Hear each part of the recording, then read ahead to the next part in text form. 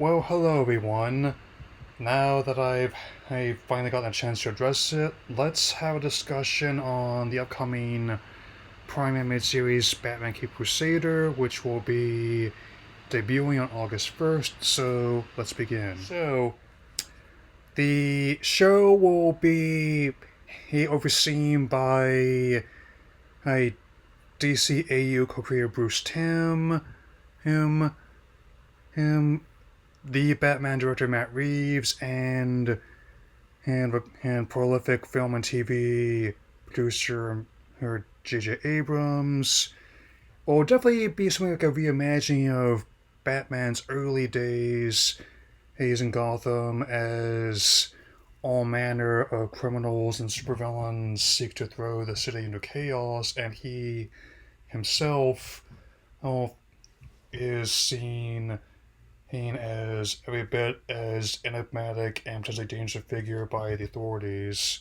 And I honestly really like how they're coming full circle for the character's 85th anniversary of his first appearance to Comics 27, even to the early stories in Golden Age that Kane and Finger made, as well as other noirish detective stories. And because I definitely have tended to gravitate a lot towards variants of characters that focus on the detective aspect as much as superhero one, if not more so, and this will fit that bill, especially. Admittedly, he, it's just show definitely had a couple close calls. The first was narrowly becoming a casualty of the WB Discovery merger. I'll deal with a potential breakup of that as it comes. And before recording the voiceovers began, the loss of the late great Kevin Conroy. But I will say that Hamish Linklater, a character actor who's actually been in quite a few notable works except for the recent time frame, is more than capable of filling his void and putting his own spin on the iconic baritone. I'm also liking when doing the Rogues Gallery, having unique variants, not just familiar villains like Harley Quinn, the Penguin, and Two-Face, but also ones that aren't as well known, such as Onomatopoeia, the Firefly, and Unless My Eyes Are Playing Tricks Me Again, of course, when I saw Hugo Strange in there as well, which is actually not a villain that will be again seen in The Brave and the Bold for the DCU, whether or not Muschietti still keeps his job as director. But, yeah, ahead of myself. Visually, it looks fantastic.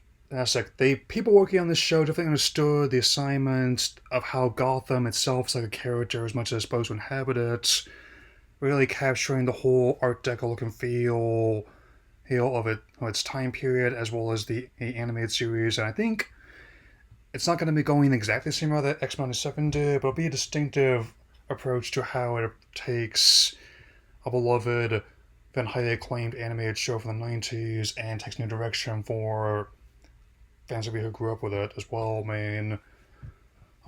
Especially like a lot of the stuff like the outfits of the civilians, the design of the Batmobile, and little details.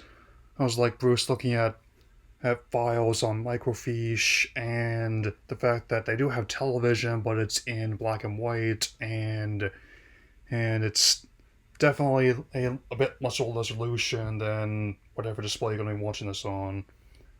And so, as you can imagine, I've been excited for the show for a long time, and whether or not they're going to drop the whole first season at once or stagger it out through several weeks.